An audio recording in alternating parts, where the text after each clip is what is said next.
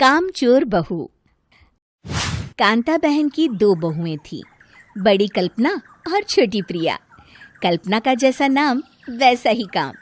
सारा दिन कल्पनाओं में रहती, ना कोई काम करती न कोई धाम। अरे कल्पना बहू, जरा अच्छी सी चटनी पीस दे, आज कुछ मजेदार खाने का मन है। पेट में जलन हो जाएगी माँ जी बुढ़ापे में, और वैसे भी मेरा काम करने का वक्त शाम का है, अब प्रिया को ही बोल दो। इतना कहकर कल्पना वहां से चली जाती है।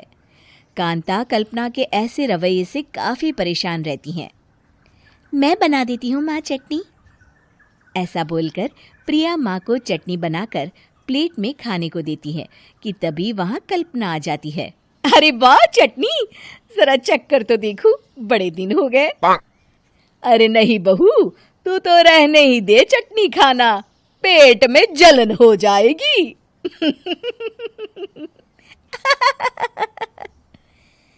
इतना कहकर कांता और प्रिया दोनों हंसने लगते हैं। कल्पना सारा दिन या तो मोबाइल में यूट्यूब देखती या फिर सोती रहती। उसका कमरा भी बिखरा और गंदा रहता। एक दिन कल्पना का पति अशोक उससे कहता है, अरे कल्पना, जानवर भी उस जगह को साफ कर लेता है जहां वो बैठता है, तुम तो इंसान हो, कैसे इतने गंदे कमरे में रह लेती हो?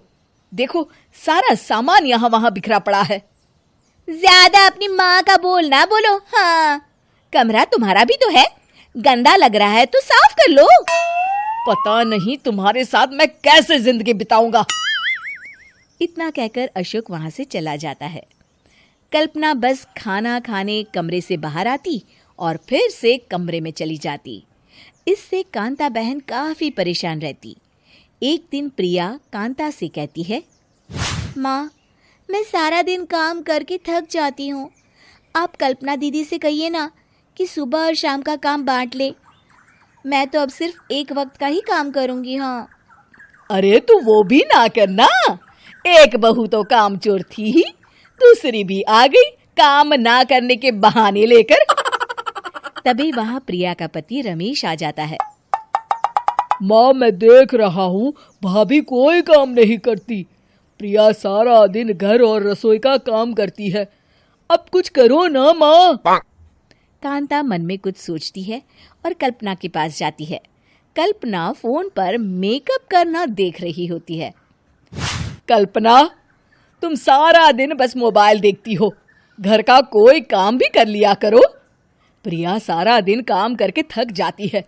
आज से मैंने फैसला किया है, एक वक्त का काम तुम करोगी, सुबह का खाना तुम बनाओगी और रात का प्रिया। आप लोगों ने काम को हव्वा बना रखा है। अरे पता नहीं थोड़ा सा ज्यादा काम करने में आप लोग घबरा क्यों जाते हैं। और हाँ, बहुत ज्यादा प्रिया की तारीफ मत करिए मेरे सामने, बड़ी बहू तो मैं ही रहूंगी। मैं कुछ नहीं जानती, कल सुबह मुझे वक्त से खाना चाहिए, रसोई में आ जाना, वरना कल से तुझे खाना नहीं मिलेगा। अगली सुबह कल्पना रसोई में नहीं आती है। वो देर से सोकर उठती है और बाहर आकर कहती है, अरे भूख लगी है, आज खाने में क्या है? इतनी देर हो गई, आज किसी ने मुझे उठाया भी नहीं, पता नहीं कहाँ है सब। कल्पना को घर में कोई नहीं दिखता। वो रसोई की तरफ जाती है जहां बड़ा सा ताला लगा होता है। अरे रसोई में ताला! ओ, मैं तो भूल ही गई थी। माँ ने आज से सुबह का खाना मुझे बनाने को कहा था। हे भगवान, इतने लोगों का खाना बनाना क्या आसान है? तभी घर के सारे सदस्य बाहर से वापस आते हैं। वाह माँ जी, मजा आ गया छोले भटूरे खाकर। मेरे मुंह में तो अभी भी स्वाद आ रहा है।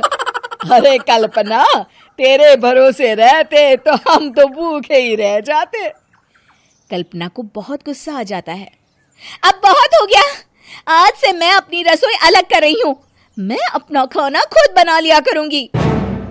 कल्पना अपनी रसोई अलग कर लेती है, पर आए दिन उसका देर से उठना और काम न करने की आदत से ऐसे तैसे ही खाना बनाकर खाना पड़ता।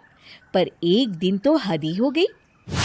माँ, दीदी आज सुबह से कमरे से बाहर नहीं निकली, हमें जाकर देखना चाहिए। सो रही होगी काम चोर कहीं की। पर तुम कहती हो तो चलो देख लेते हैं उसे। कल्पना कमरे में पेट पकड़कर बैठी होती है। हाय मेरा दर्द, पेट दर्द के मारे मर रही हूँ मैं। डॉक्टर को दिखाया आपने? माँ, कल्पना खड़ी होती है और माँ जी के पास आती है। मुझे माफ कर दीजिए, अब से मैं सारे काम में मदद करूंगी, कभी आलस और काम चोरी नहीं करूंगी। हाँ हाँ वो तो ठीक है, लेकिन अचानक क्या हो गया जो तू काम करने को तैयार हो गई? काम चोर कल्पना। माँ, लगातार बासी और उल्टा पुल्टा खाना खाने के कारण मेरे पेट में इन्फेक्शन हो गया है। काम न करना पड़े इसलिए मैं 2 दिन का खाना एक दिन ही बना लेती थी। बासी और खराब खाना खाने के कारण लेने के देने पड़ गए।